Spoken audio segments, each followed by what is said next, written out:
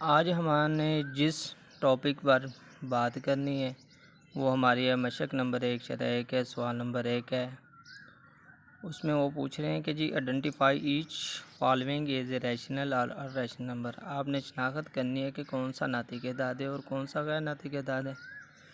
तो सबसे पहले हमें इन चीज़ों के बारे में बताने से पहले मालूम होना चाहिए कि नातिक एदाद देखें, ऐसे एदाद होते हैं जिन्हें P/Q की शक्ल में लिखा जा सकता है और जो Q है वो नॉट इक्वल टू 0 होता है। तो अब इसके आगे देखना है कि मुख्ततिम नातिक एदाद, अगर हमारे पास जवाब जो आ जाता है मुख्ततिम कसर में आ जाए तो फिर भी नातिक एदाद होता है, और गैर मुख्ततिम कसर की आगे जो किस्म है मतवाली कसर उसमें आ जाए तो फिर भी ये नातिक एदाद होता है।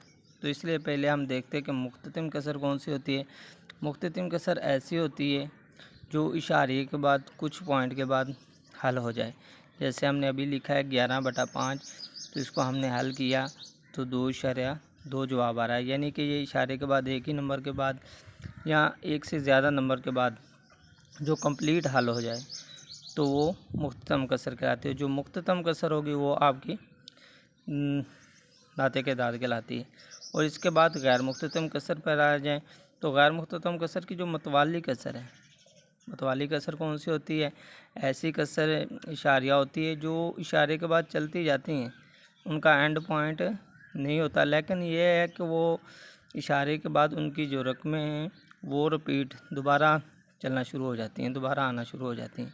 जैसे देखें 1/3 को हमने हल किया तो 0.333 चलता जा रहा है, यानी सेम अगर चलती जा रही हो तो वो मतवाली कसर हो जाती है, और जो मतवाली होगी वो नातिक एदाद कहलाती है। इसी तरीके से जो गैर नातिक एदाद है तो उसके लिए गैर मुख्ततिम कसर होना ज़रूरी है, और गैर मुख्ततिम के बाद गैर मतवाली होना ज़रूरी है।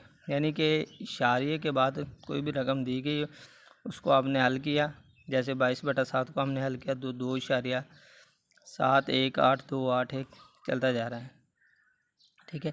और इनका एंड पॉइंट नहीं हो और ना ही ये रिपीट हो रही। अगर ये रिपीट नहीं हो रही, दोबारा नहीं आ रही, तो वो गैर मतवाली हो जाती हैं। जो गैर मतवाली होंगी वो गैर मुख्ततम होंगी, और गैर मुख्ततम होंगी तो गैर नातिक, यानी कि जो गैर मतवाली होगी वही गैर नातिक एदाद कहलाती है, वरना बाकी तमाम की तमाम जो गैर मुख्ततम होगी, मतवाली कसर होगी या मुख्ततिम कसर होगी, वो नातिक एदाद कहलाती है।